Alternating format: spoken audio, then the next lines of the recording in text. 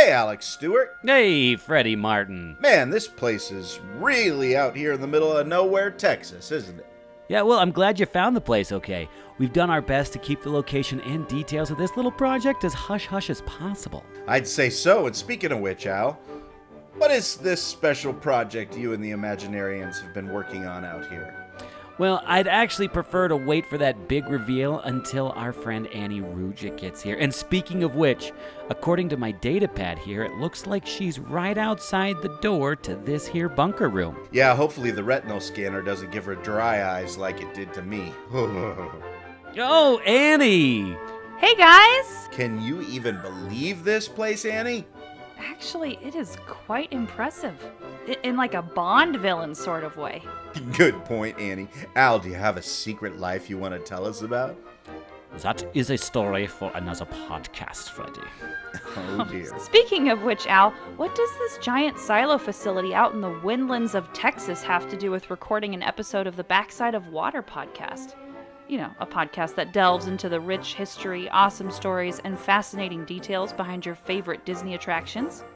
Ah, yes, I was actually waiting for you to get here before I revealed the big project. Freddie and Annie, we're about to embark on by far the most ambitious journey for research we've ever taken on this podcast.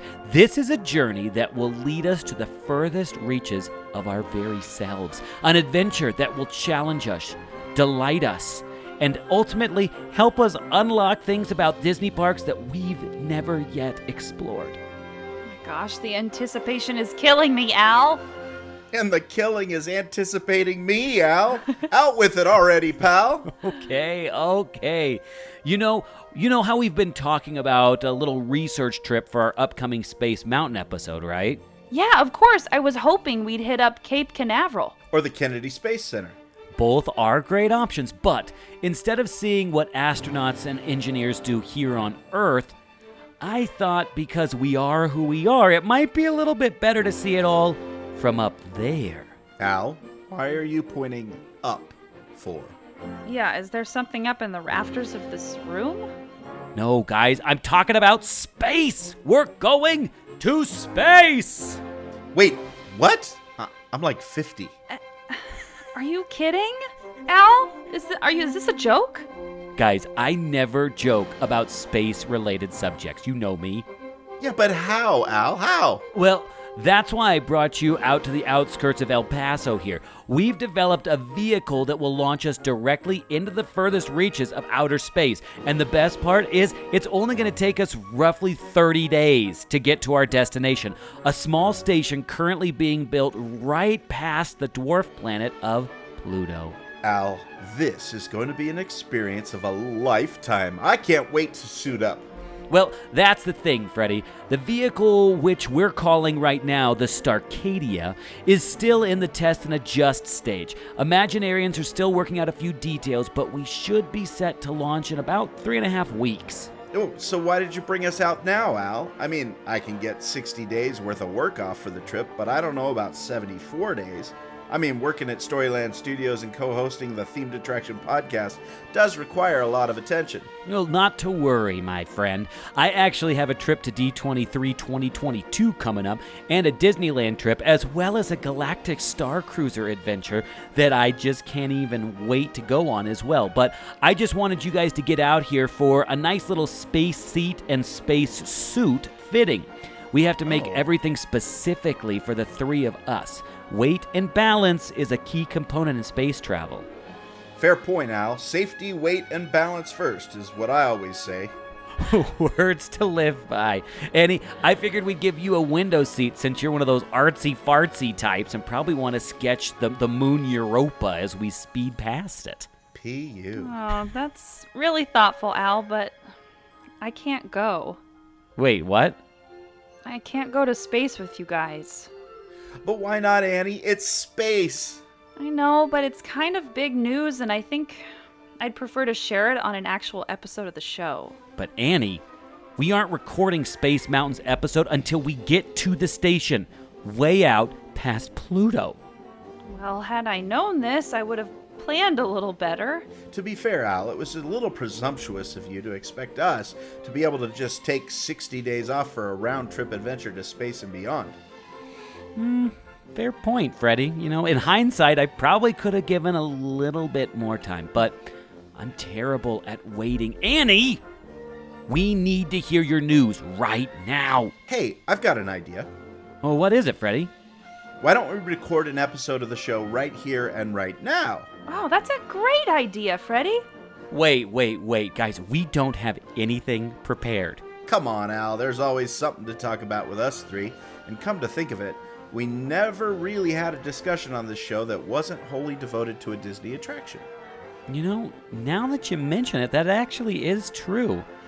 Maybe it's time we did break the formula and embrace the unknown. Well, what are we waiting for? I see you have a recording system on that console there, Al. I never build a room without one. Well, let's fire it up. Fair enough. All right, hitting record right now.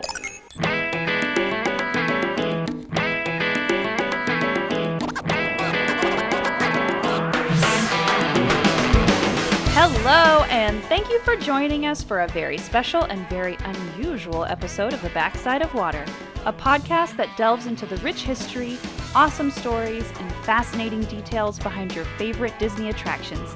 I'm Annie Rugit. I'm Freddie Martin. And I'm Alex Stewart, and on this episode, we're breaking the mold and trailblazing into some unknowns that we've never traversed before. Regions beyond the page and written word. A realm where abstract thought meets with emotions and unscripted conversations. A place where... I think what Al is getting at is that this episode is going to be a little less orchestral and a little more jazz in its content. And that's because Annie has some big news to tell us. Ooh, that's right. This is news that's so big that she can't even go on a space adventure with Freddie and me for 60 days. And speaking of which, Annie, we've started an episode like you've requested, so here we are, mid-episode. Feel free to share your news at any time. Oh, that's right. Guys, the reason I can't go to space with you is because I'm pregnant. Ha ha. Very funny. Okay, Annie, seriously, what's the actual reason you can't go to space with us?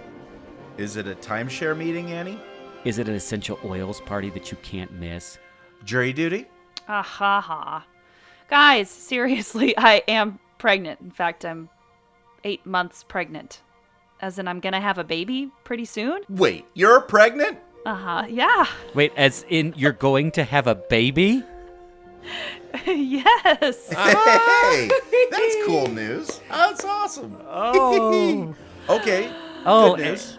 I gotta say that I feel a little bad for not noticing that you're 8 months pregnant, Annie. Well, you usually do just see my face when we do these podcasts. Yeah, that is true. That is true. I mean, I guess there's something growing inside of you now. 8 months along.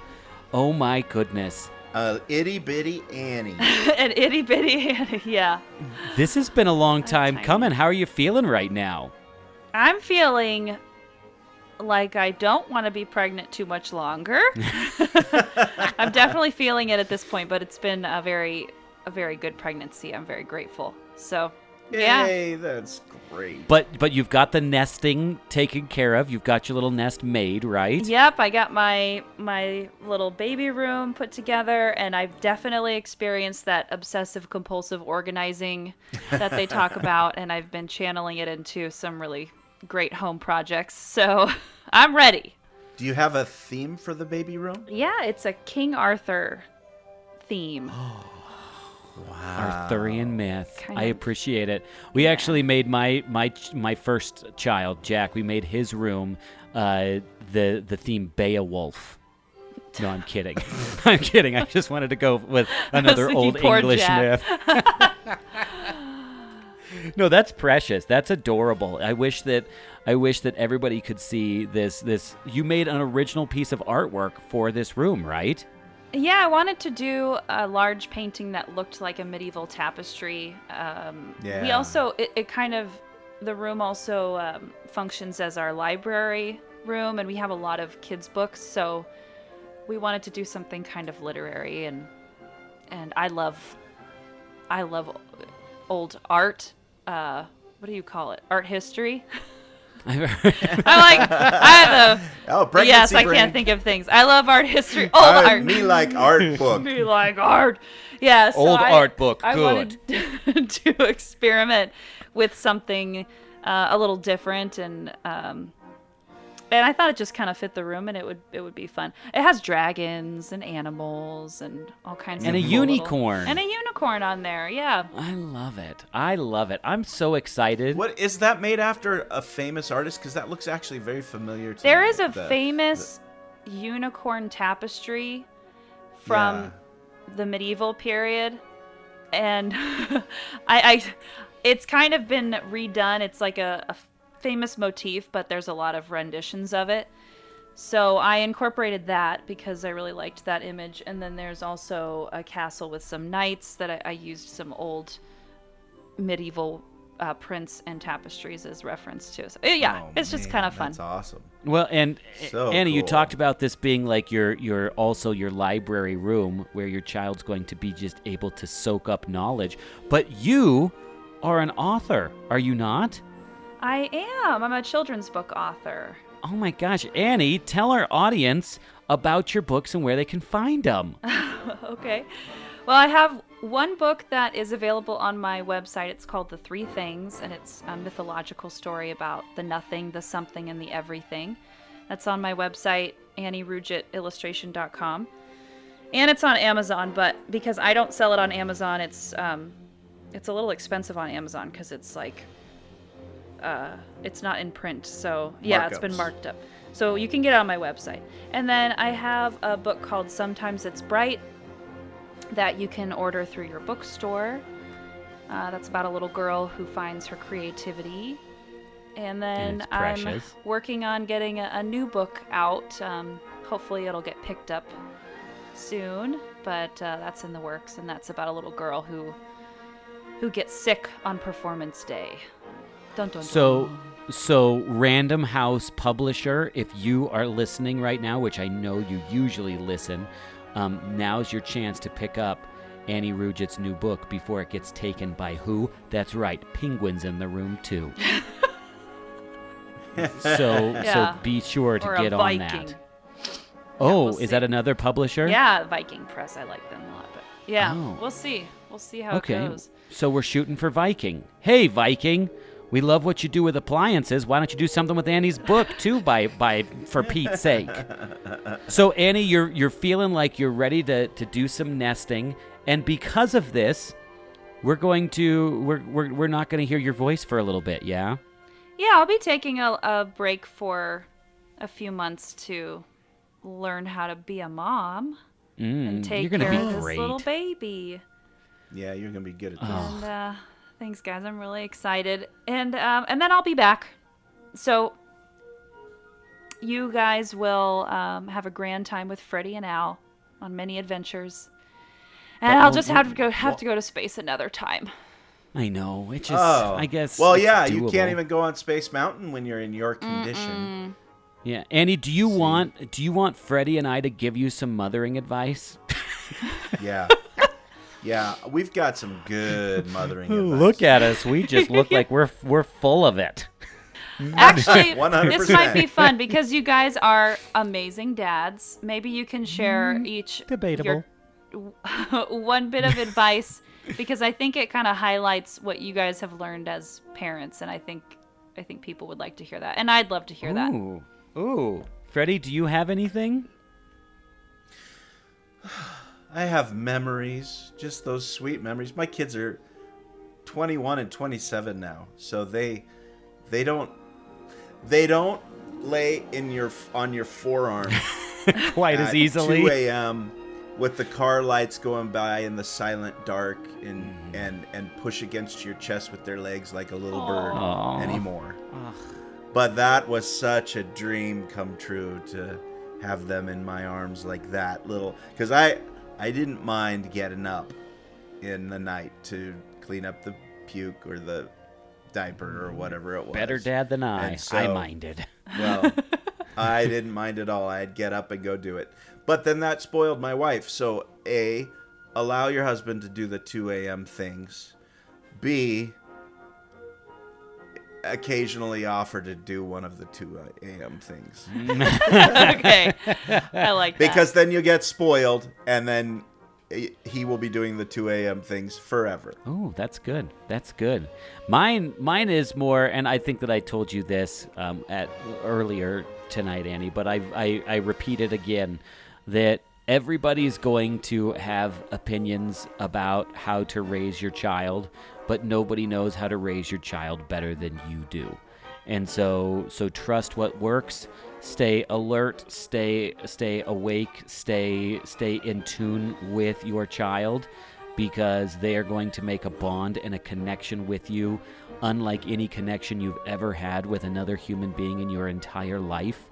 And by being able to make that deep connection, you may get lost on the little things and confused and stressed out and freaked out by the little things, but the big things will work themselves out, and you're going to be awesome at it. So take people's advice with a grain of salt. Not. Yeah, fear not. Take people's advice with a grain of salt.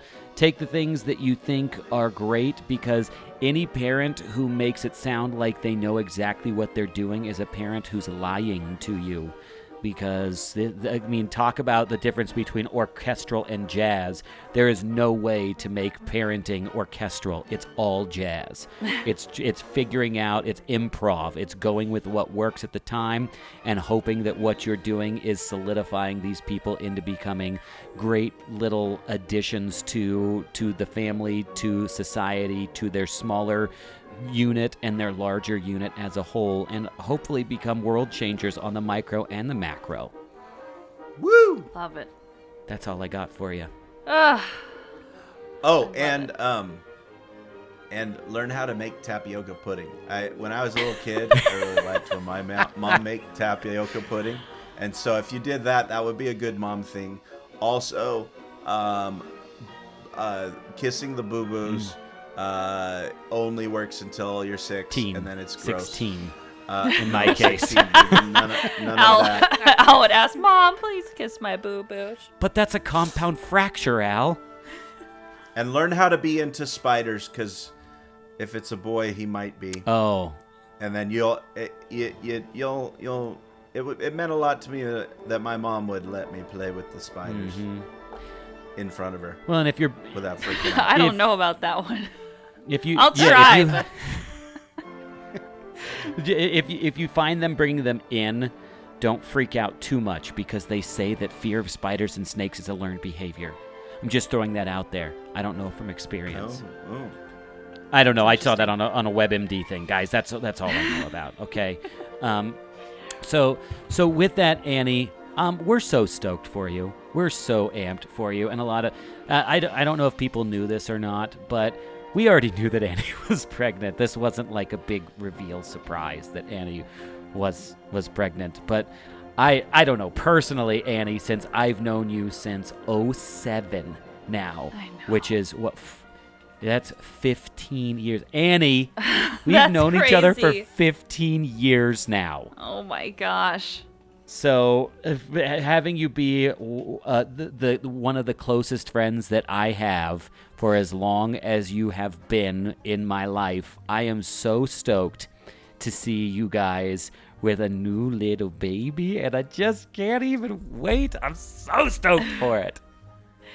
Thanks, Al. Yeah, this is going to be a really fun chapter, and I think as we'll talk a little bit later on, there's so much about Disney that is, the whole thing is built, I think, around family.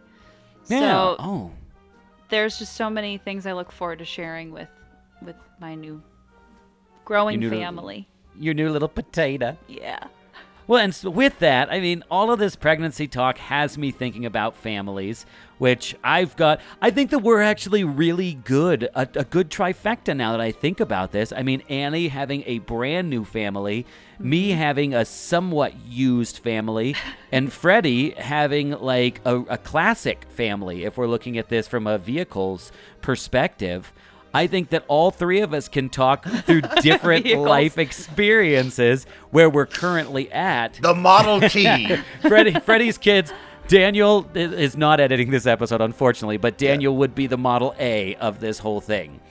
Yeah. They're the ancient antiques. My kids have grandkids.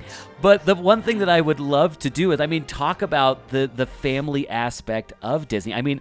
Really, that's what Walt created Disneyland around. Freddie, do you want to give maybe new listeners or listeners who aren't aware of why Walt created the park just a quick history on what inspired him to create a theme park in the first place? Well, the stories are all over the place, but the key legends, the sort of origin tales, go back to the Griffith Park Observatory. Not observatory. The Griffith Park merry-go-round in Griffith Park in Los Angeles area, and Walt would take his daughters down there. And one day we're gonna take you all on an audio tour of Walt's hometown, or where he lived, the stomping and played grounds in Los Angeles, and you get to see how close to Walt's house the Griffith Park merry-go-round was, and just a short little jaunt to take his daughters down to that merry-go-round and put them on it. It's a very fast merry-go-round, by the way. It's like one of these 35-mile-an-hour things. You feel like you're gonna come off at any second. And they put the kids on it, and it was, he would just sit on the bench and eat peanuts and watch his daughters play. And he's looking around, and all the benches are filled up with other adults, and all the kids are in the middle having the time of their lives. And he said famously, there should be some sort of enterprise, a place where you could take your kids and things, and where parents and children could play together. Yeah. And what a great idea. Certainly there were things like that, but then at the same time, all the places that were made for parents to play with their kids were usually the carnivals, and those were seedy, dangerous, gross, dirty places that weren't really the attractions were made for families, but the place wasn't necessary. So it's just an opportunity to connect with his little girls, and that's a good reason to build a place like that. Well, and I think that with that, which thank you for that great recap, and I liked your Walt Disney impressions, by the way. Those were spot on. I really want to get it right. I want it to just sound like the old. There are very few people who can. I've never heard a true imitation of Walt Disney that I'm like, that is a phenomenal. He had just such a unique way of speaking, and I think it also requires 40 years of 2 packs of cigarettes a day to get to where he was at vocally. Imagineer Eddie Sato does a really great Walt impression. And I'm sorry, I want to take a little side note because that's an interesting point. When they were auditioning for a new Mickey Mouse voice, a new voice for Mickey Mouse, they did, this was in the early 2000s, I think. It might have been in the 1990s, but I think it was early 2000s. They put out a phone line, auditions via phone to do your best Mickey Mouse voice. And so they picked several people to come back for auditions. And the guy who won happened to be not just from the area of Kansas City, born and raised, that Walt was, and then happened to live right in the farm areas around Marceline, Missouri. So the accent that Mickey Mouse had originally as Walt's voice is the exact same accent that this kid who took over as Mickey Mouse's voice. That's wild. Came from, and that's what they caught on to. It wasn't there's something very Midwest distinct about that. That's amazing. There's like a DNA there. I love that, a cultural DNA. Yeah, sorry. That's very cool. Freddie, never apologize, especially in these times. It's more of a cul-de-sac. Is a conversational cul-de-sac. Yeah, we went up, we saw the houses, we came back down. This is the parade of homes of tangents. It's a very safe place to ride your bike too. It is very true. Yes, that tangential cul-de-sac, safe spot for raising a family, Annie. Keep that in mind. Write that note down. Thanks, Al. Cul-de-sac's a great place to live. But one thing that I want us to kind of talk about here is, we never really, we all would probably be branded Disney adults. But we never really talk a lot about the familial aspect, at least from a personal perspective for us. And that's something that I want us to talk about. I mean, what would you guys say? I mean, there's obvious answers, but from a thoughtful perspective, what do you think it is that makes Disneyland such a special place for the entire family, from 1 to 99?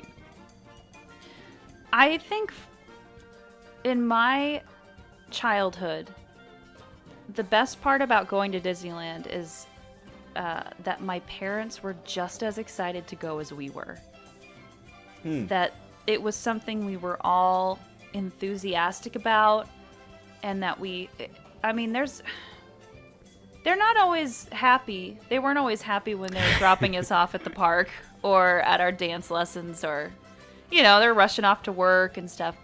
But, or sometimes even on road trips, there were a couple of us that were like, or my mom would be like, But everyone in the family was so excited for Disneyland, and they're the best memories of my life. I love that. And if you ever meet Annie's parents, I've actually only met your dad in person. I've never met your mom. I really want to meet your mom one day. You need to Annie. meet my mom. She'd love to meet you. Yeah, Annie's dad, everybody, is like, if you've gotten to know Annie through this podcast, just think about what her dad would be like, and the answer is yes. That's exactly what she's like. I don't know, because wait, didn't your dad work for like the national parks or something? Wasn't he an outdoorsy kind of guy? He's very much an outdoorsy guy. He wanted to be a park ranger.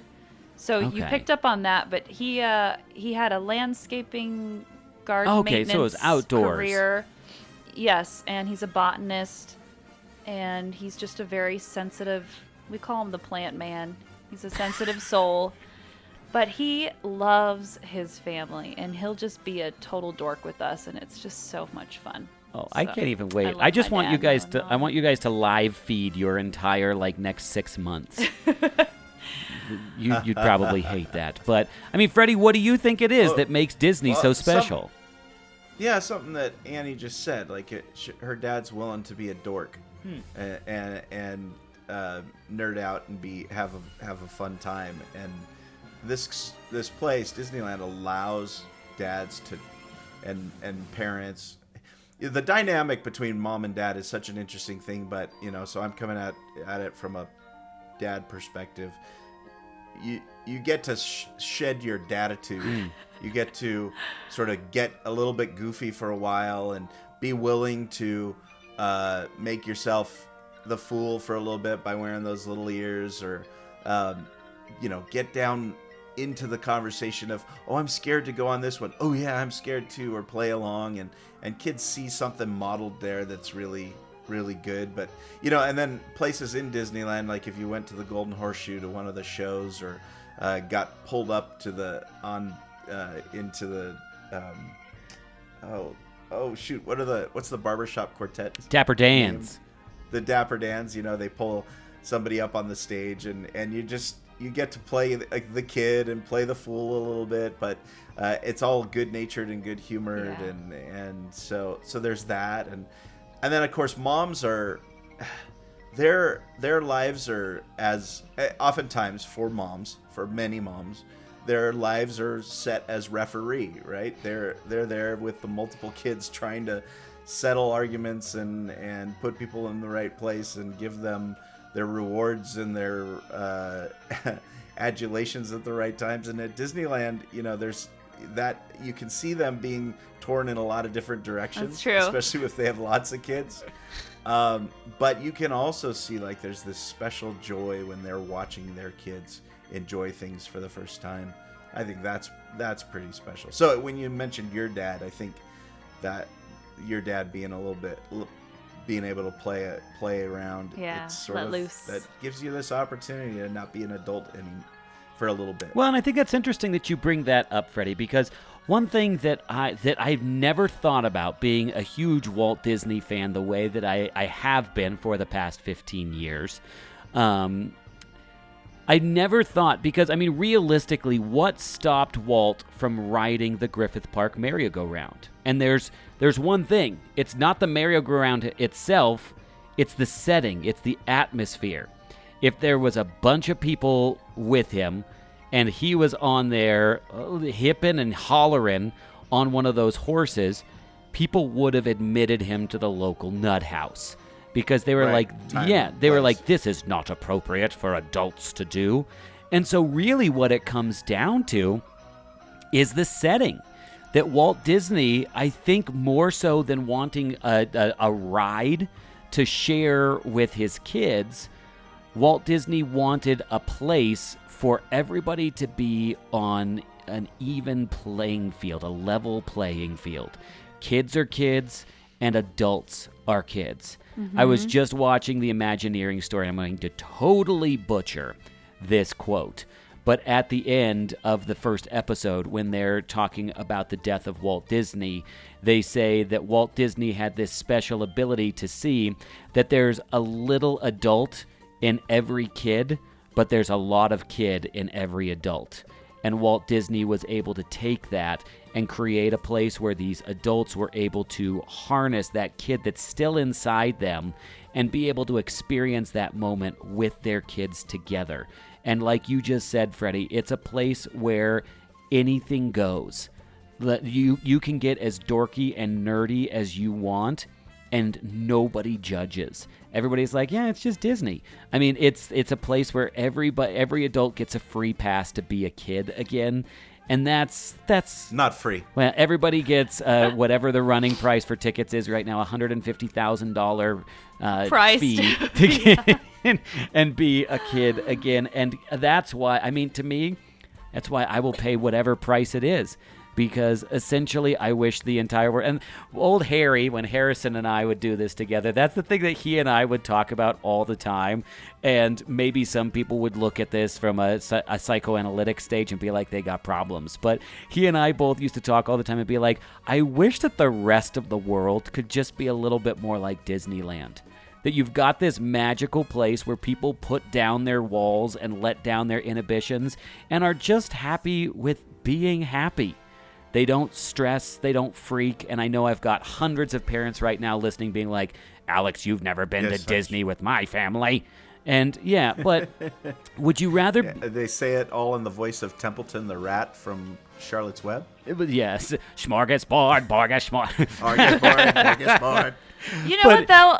What's nice, too, about Disneyland is it is really safe for kids. Like, as attraction hosts, we know that if you saw a kid wandering around looking confused or crying, you'd go immediately over there, help them, and then call security so that their parents can be found. Like, yeah, they won't go more than 5 yards. Hurt. Yeah, your kid's going to be watched by so many eyes of people who it's literally their job to do that, and they want to do that well.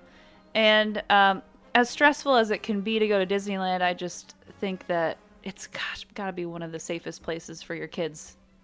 Oh, I think that goes probably without saying. I mean, I don't have any research to back that up, but I think that's a very solid thing to say. So, I mean, I guess speaking of all of these memories being made, I mean, Freddie, do you have a favorite memory of Disney with your kids? Wow. It's a hard question.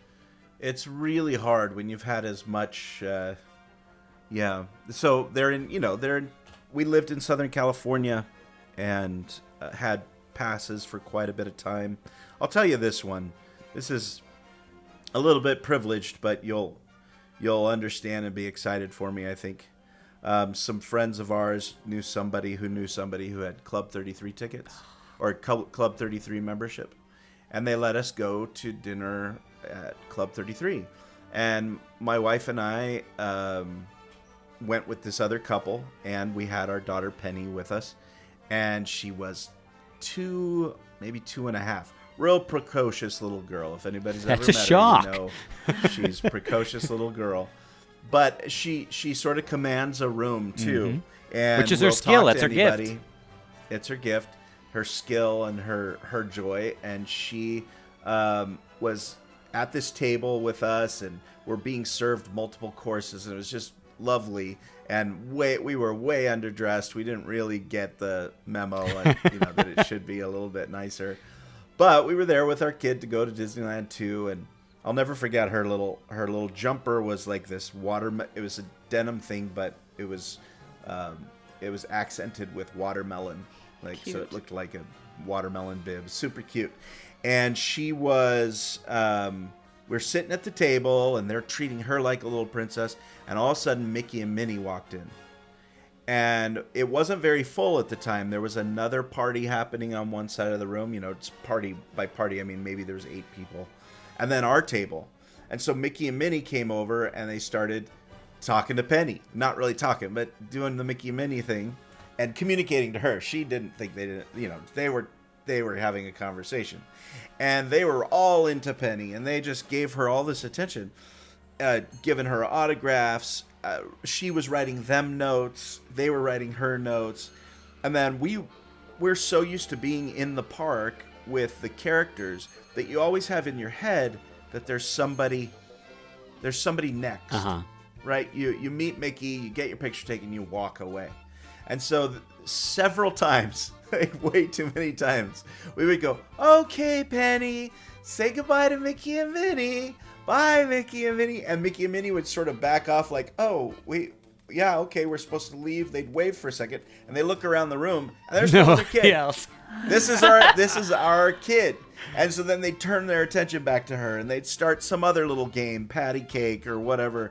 And it's Mickey and Minnie, the king and the queen of the land, just playing with her. And then they went out into she had a blanket. They were like putting her blanket over her head and all this stuff. And then she went out into the hallway, and we're still sitting at this table, and there's Mickey and Minnie and our daughter just playing in the middle of this hallway all by themselves, doing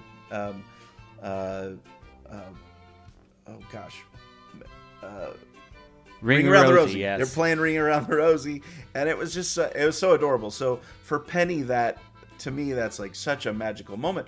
But what was special, I think, beyond the fact that it was this really neat experience and a unusual experience, was that she just took it in stride that these were real mouse people that she could commune with and make friends with.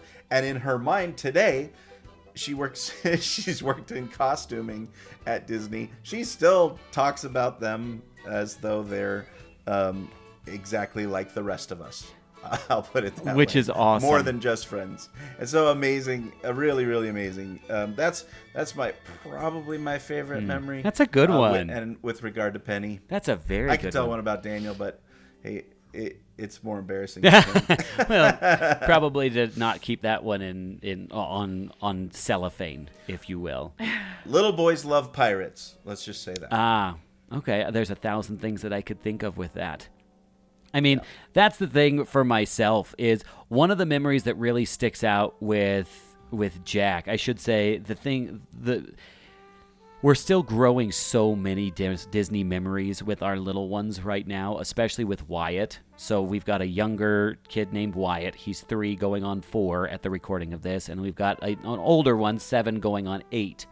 And Wyatt's at the age right now where he's just old enough to go on most of the rides. And he is a kid who's just stoked about everything.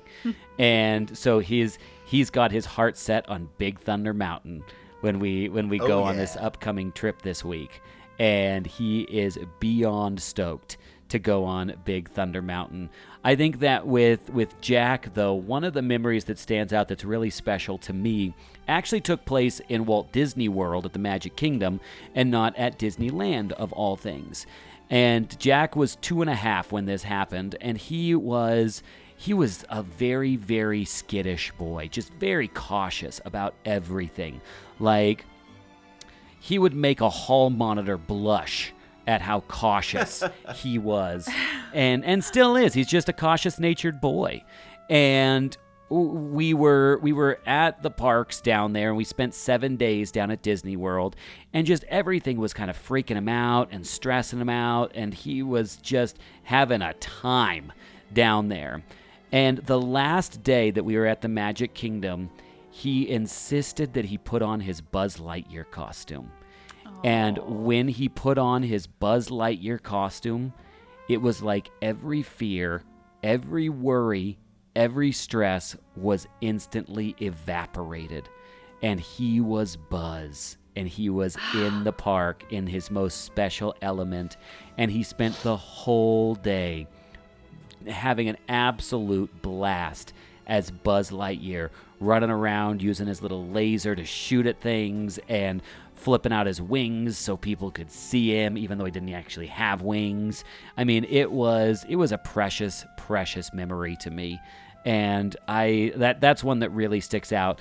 I know on this upcoming trip that we're about to go on, for some reason, I have a strong feeling that I'm going to have my favorite memories with Wyatt show up. Because it's one of those, where like after the earthquake happens, you feel the rise in the ocean. You're like, something big's a coming. For some reason, I've got that moment where I'm like, something big's a coming. Which I guess leads me to the next question is, Annie, as a new parent, what is one aspect of Disney that you would love to share with your kids? Whether it's an experience or it's a feeling or a ride or something like that. What is it that you really want to share with your child? That's a really difficult question because all of Disneyland I'm really excited to share with my new son, but it's a a boy. Oh, you let the cat out of the bag! It's a boy. I think there's two things. I think when he's probably a little bit older and I can really take him on rides like the Jungle Cruise, Storybook Land, it's a Small World, starting with those kind of things, and just seeing him soak up Disneyland and these rides and everything. I think that'll be one of the most magical moments. And then the second thing will be when he's even older than that and we as a family can stay out till 10 p.m. or whatever the later hours are. Yeah. Maybe even midnight, which was my favorite. And you get to ride all those rides with a lot less lines, and you just feel like you have this freedom in Disneyland to kind of have the adventures that you've been hoping to have all day. It's your land at that point. It's so amazing. And that, I can wait for that. I don't want to rush anything, but that was such a golden time period for me, is when I got to go stay out late. Usually my mom would go back, but my dad would, he wanted to hang out with us, and we'd just ride everything we could until the park closed. Wait, can I share one last memory? Yes. And this one, and I don't know if Freddie knows where this one's going, but it's going somewhere where I think was awesome. I do have a favorite memory of Jack and my time at Disneyland. So Ashley had gone back to the hotel with Wyatt. Ashley's my wife. Ashley and Wyatt had gone back to the hotel to go to bed. And Jack, it was that special time, like you were just talking, Annie, where it was just Jack and Dad. And we went back to the park, and we hit 12 rides from like 9 to like 10:50. And we were amped. Like, there were no lines. It was just boom, right on a ride, boom, right on a ride, boom. I mean, all the way down the line. And as we're walking out of the park, it is, I think the park closed at 11. It was legit like 10:55. We walked by the Jungle Cruise, and it was dead. And I was like, should we do it, dude? And Jack was like, yeah, let's do it. So we get in line on the Jungle Cruise, and there really is no line.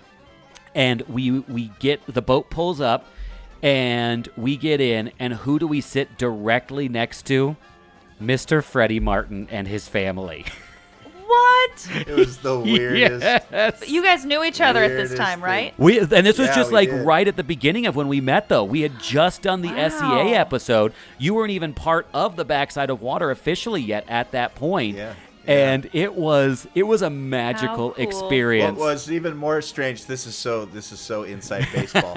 What was even more strange is that you got loaded in the front, and when you get it loaded in the front door of the Jungle Cruise, they kind of push you towards the front, and if you get in the back, they push you around the backside. But for some reason, they were off balance because there were so few people in the park, that instead of pushing us around the other side of the engine where we wouldn't have seen you, they had us cross in front of that bar that's kind of a little bit tight and squished us over towards you. Yep. and set us down right next to you. Like it's possible we could have been on that boat and not seen each other because we would have been sat on opposite ends. But they decided to balance out the boat, and there we were. It was such a fortuitous, perfect moment, and it was just the one of those greatest like magic Disney moments that you're just like, oh, a new friend. Oh, we get to explore this as fellow skippers together. It was so great. That was one of my favorites. Freddie, what would you say is one of the favorite things that you got to share with your family or with your kids from Disney?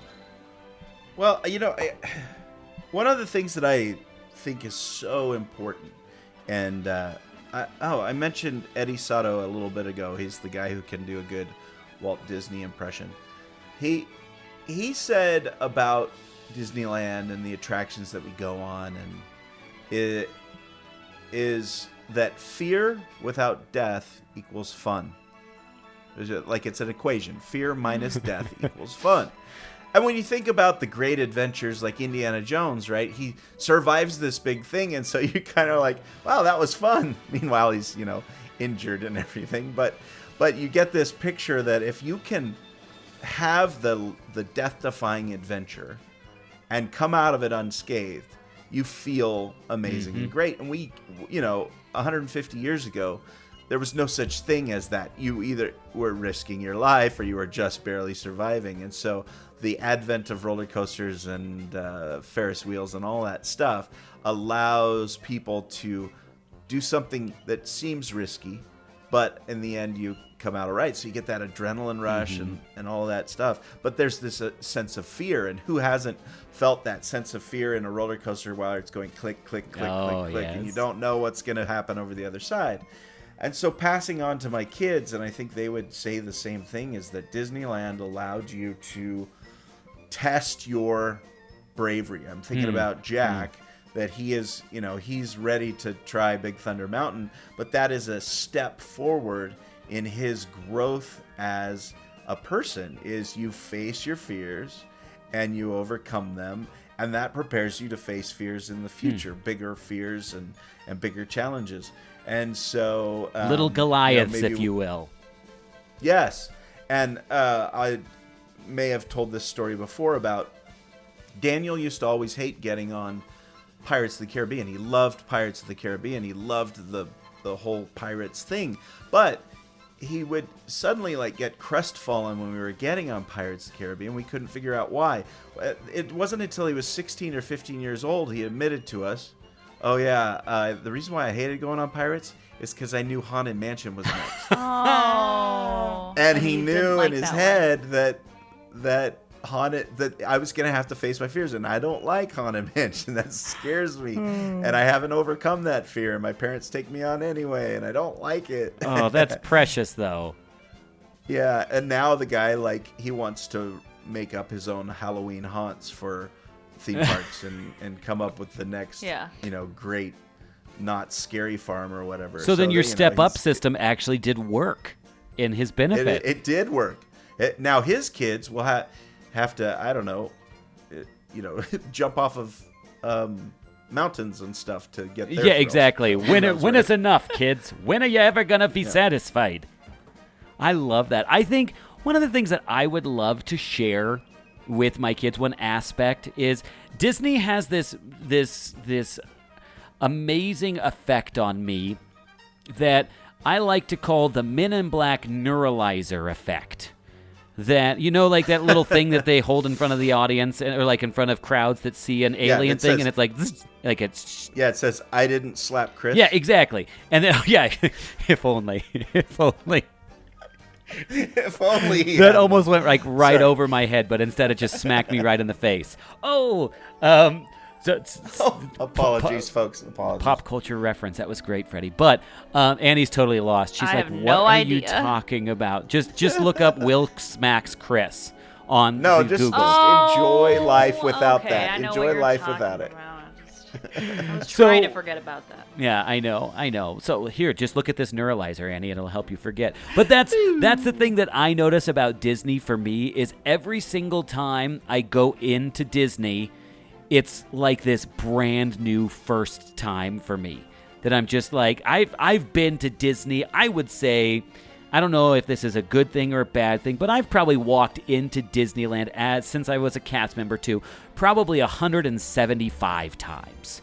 I would say on the conservative side, 175 times.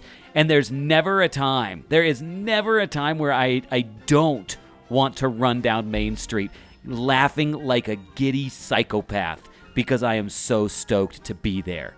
And that's my hope. I hope my kids, I want to share that with my kids and have them have that exact same feeling that every time they go into Disney, it is like it's the first time that they've been there.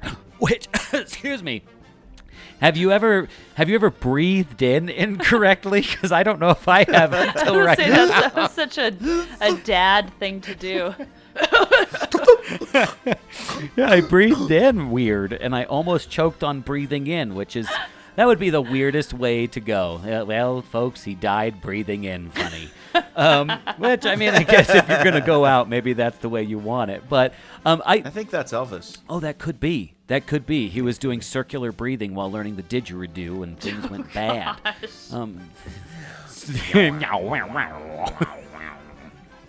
This is why I love talking with you guys without a script. I do want to ask, like, as we wrap up here, I want us to talk about this idea of a heritage, of this legacy of sorts. I mean, we look at Walt Disney, who his legacy is really within the company, but also found within the person of Diane Disney Miller. I mean, Diane Disney Miller, who was Walt Disney's daughter, was basically his legacy, his torchbearer, if you will.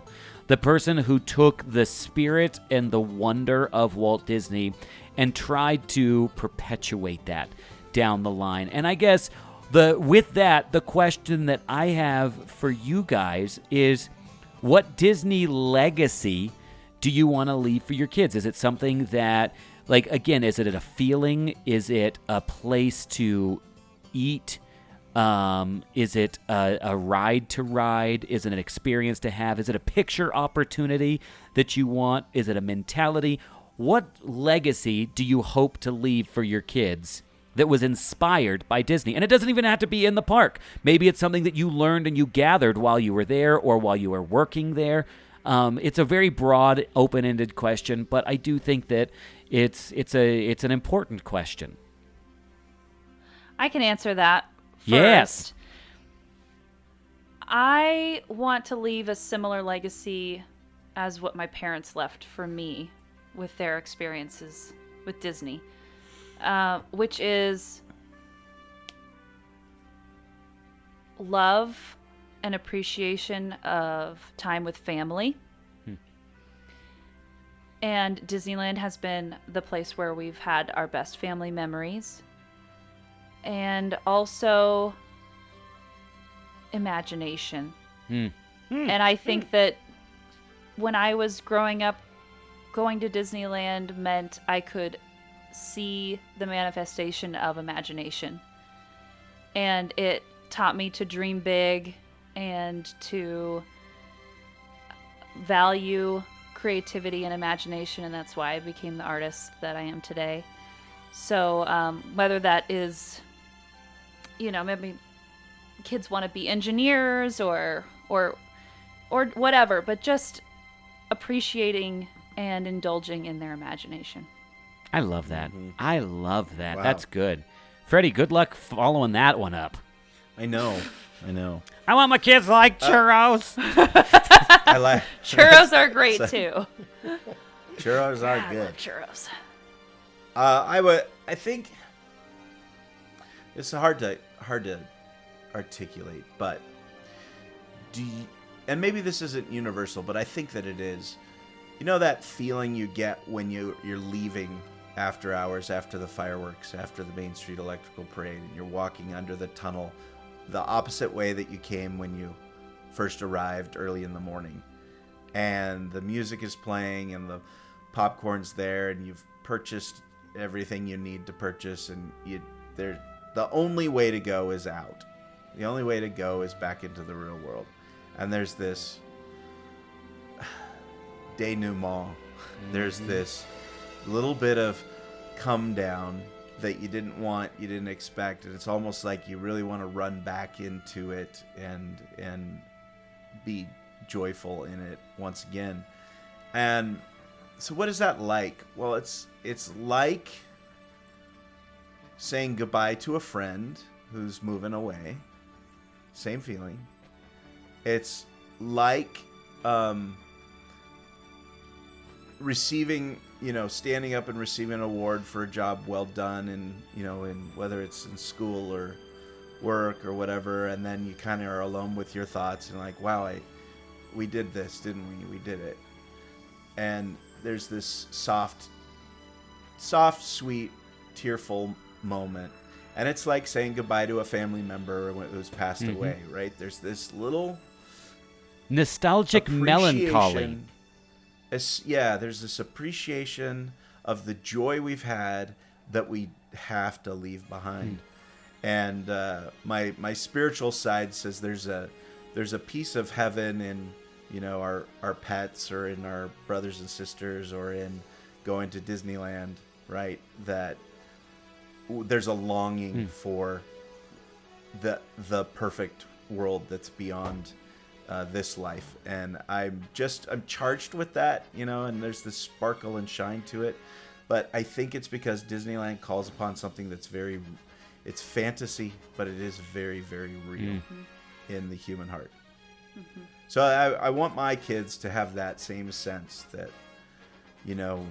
sadness, melancholy comes with joy, but that makes the joy all the more sweet. Golly, you guys. Yeah, Freddie, that was poetry. Pure poetry. poetry. My word. Hit that, churro boy. I like a cream cheese pretzel. And then the music goes da da da da da. Oh gosh, yeah. That catches you every time. Can I just say that this is what I love about podcasting with you guys is I feel like, and I don't know. I haven't listened to 1,000 Disney podcasts, but I feel like of the Disney podcasts that I've listened to, the thing that I appreciate the most about being part of this podcast with you guys is the introspection that you both bring. I think that what I love is you are both very thoughtful people, that you don't just go through life and be like, I sure do like churros. You really do think, like, what is it about a churro that I truly appreciate that brings me that joy? And I think that there's something weird that other people are like, you really think that way? But in reality, this is what life is understanding. A lot of people just leave Disney and they're like, well, I guess on Monday I got to get back to the grind.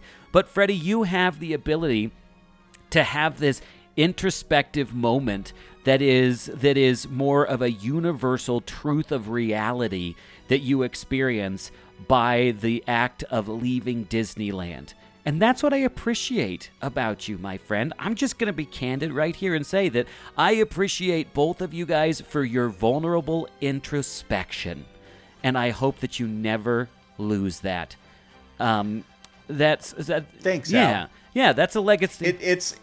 It's not that our feet don't hurt and we wish we hadn't spent so much money and that we forsook something else we should have been doing better, and credit card debt and all of that. It's not that it didn't include that, but it does include that sad, sweet moment where we all know that it's collecting around family. Oh, yeah. It's a family reunion every time you Yep, go. I think that's brilliant. I mean, honestly, I think that my legacy that I want to leave with my kids falls somewhere in between there. I mean, for me, and I won't take a long time because, Annie, I don't want you to get hangry.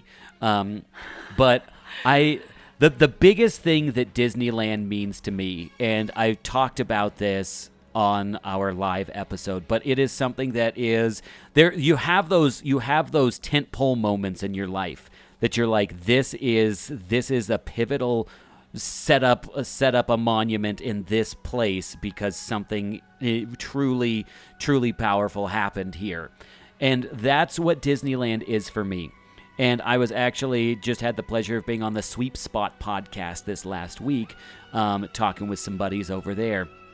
And that was one thing that I was thinking about there, that what I want for my kids as far as a Disney legacy goes is Disney always taught me that if I follow the passions that have been instilled within me and use the gifts that I have been given and pursue those things with reckless abandon and vulnerable, how do I say this? With vulnerable hope, the doors that can open from taking that risk are so much more grand and amazing than not taking that risk, taking that jump. Mm-hmm. I always wanted to work at Disneyland. I always had that goal, that dream of working at Disneyland.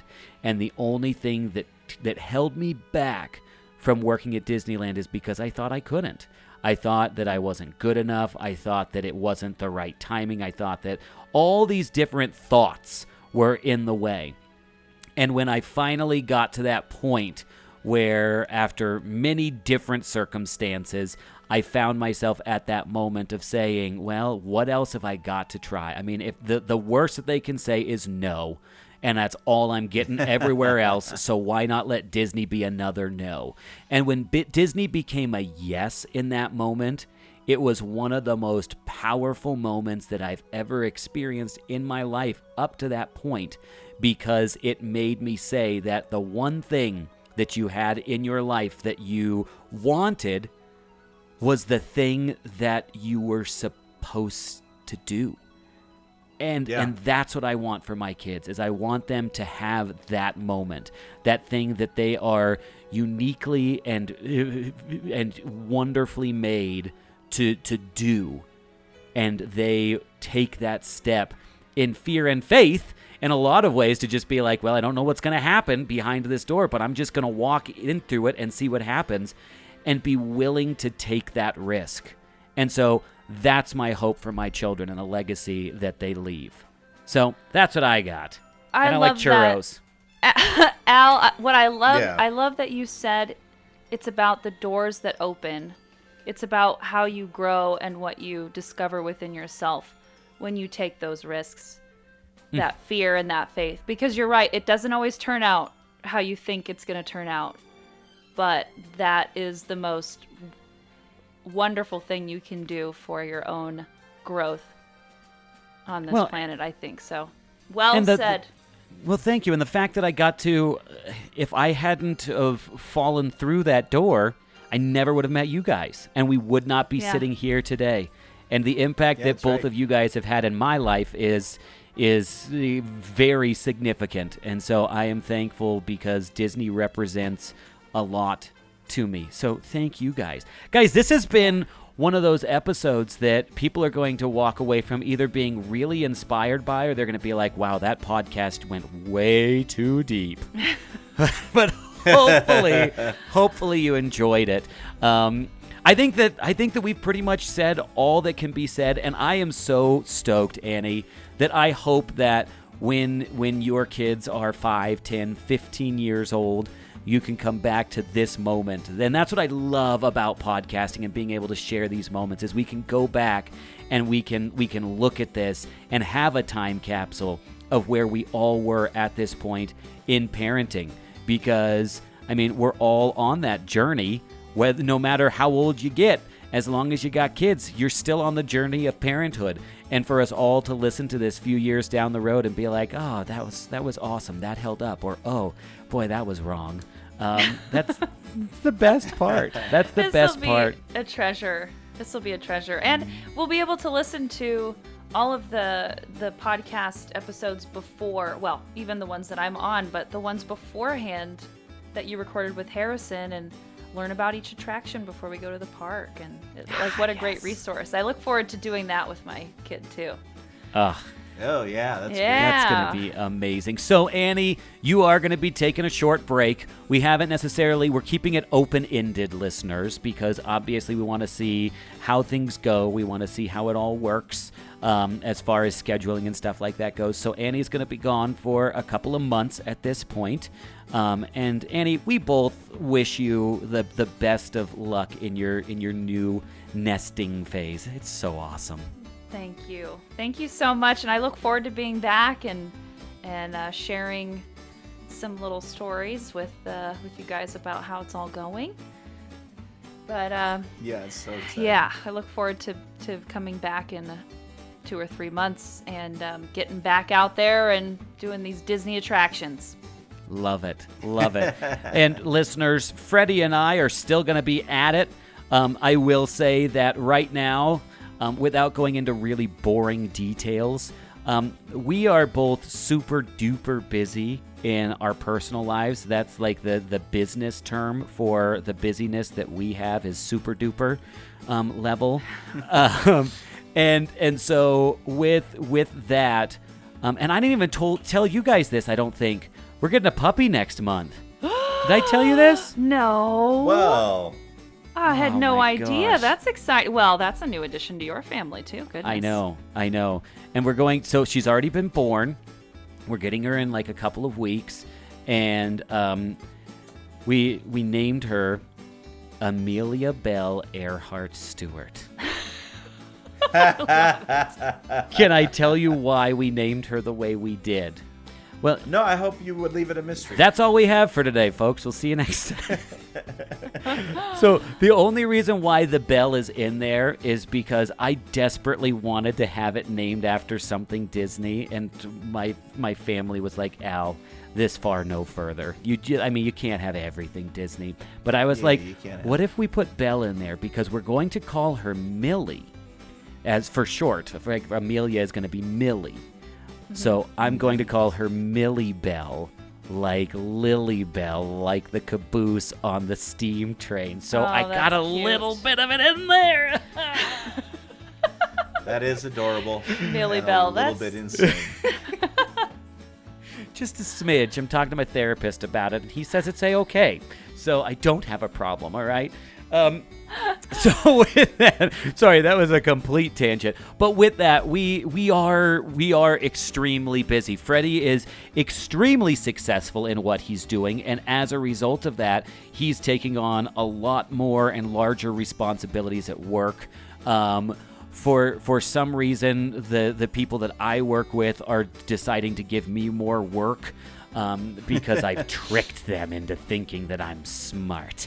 Oh, you're successful there. And pal. so yeah, I mean, we are at a place where we feel very blessed to have a lot of work coming our way, but as a result, it might take a little bit more time to get to our next couple of episodes just for this short season. I should say short season of time in our lives. And as a result, it might be a little bit longer than a 30-day turnaround for these episodes. So hopefully you guys can give us a little breathing room, a little grace on that. Freddie, did you have something that you wanted to add to that? Just grace period. Yes, we could use a grace period. Yes. But we totally intend, and we really like to make exciting episodes for you. So we're going to Pluto. Yep. We're going to Pluto to find Space Mountain, and we're going to bring it back for you. But that takes some work to get all the preparations in to get an appropriate adventure for you. Without a doubt. Especially for an attraction the scale and depth of space as Space Mountain. Without a doubt. Freddie, where can people find you on the socials? Well, you can find me at Skipper Freddy on Instagram, Twitter, etc.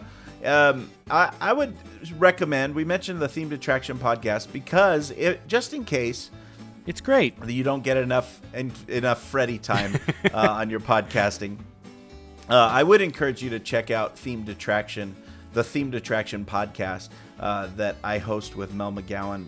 We talk to industry experts, theme park industry experts, about how they built the cool stuff. And that includes Tony Baxter Imagineer Tom Morris and Eddie Sato, who I mentioned, and Joe Lanzicero was a great one. Joe Lanzicero, who was on our show, and so it's a cool, it's a really interesting podcast. It's business focused, but I think you'll get a lot of cool, interesting insider info from those podcasts as well. So I think. Let me know if you happen to hop over there and listen to that. Let us know on the Backside of Water Instagram if you what you thought of the episodes. I'd love to say hi and bounce back with you on that. And one too. I mean, I'm not in the business, Freddie, and I love that show. It's groovy. For people who love just the idea of building creative attractions and creative experiences. It's a great podcast. If you're going to listen to a podcast all about insider baseball, about the themed entertainment world, Themed Attraction is without a doubt the best option for you, because it is the most accessible and enjoyable, because it's not just for those working in the world, it's for those adjacent to the world who even just like a little sniff of it here and there. Once you get a whiff of that podcast, you're going to want to take a big old bite out of that feast. So yeah, I had to keep that metaphor going. Annie, people need to go to your website. What's your website called? My website is Annie Ruygt, RUYGT, illustration.com. And buy books. She just had a baby, everybody. Buy books from her so she can get everything she needs for that baby. Why not GT? That's what I'm saying about whether or not I should buy a book. I should have used that a long time ago. I really didn't take advantage of that.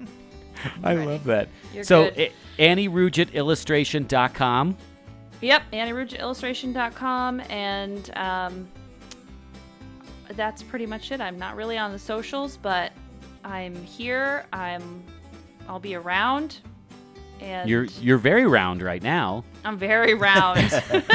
What about you, Al? Where can people find you? Well, I'm very round, but for other reasons. I mean, it's definitely not because of babies, it's because of churros. But you can find me actually running the Backside of Water Instagram account, which you can find us by searching for the Backside of Water podcast. You can also join our Facebook group, which is small but mighty. It's actually not small anymore. We got like over 600 people in there now, which is awesome. Wow. So we're stoked to have our little community growing over there. And then we've got some stuff coming up with Did You Know Disney coming back to the mainstreams. I'm trying to get to that. That's pretty much everything. Oh, and the Smuggler's Dispatch podcast, a Star Wars podcast that I run with my buddy Michael Howarth. We have a blast together. So check out the Smuggler's Dispatch if you're a fan of Star Wars, or if you're a fan of what we do here on the Backside of Water. We do that only Star Wars version over at the Smuggler's Dispatch. We are getting ready to, I love that Freddie's mouthing everything that I'm saying right now. We are getting ready to embark on the Galactic Star Cruiser, which is the Halcyon ship down in Orlando, which is going to be amazing. So get ready, because we're going to be shooting about 17 hours of live footage to be able to put some YouTube stuff together with that. I can't wait for that. Guys, this has been a great episode. Annie, we're so stoked for you. Why don't you lead us into the outro on this one, Andrea? All right. It's been a pleasure, you guys. Until next time, as you exit, please watch your head and watch your step. And if you happen to miss your step and hit your head, please watch your language. Goodbye. So long, Bye. folks. Da, da, da, da, Oh, it makes me want to cry. I have all those pregnancy hormones.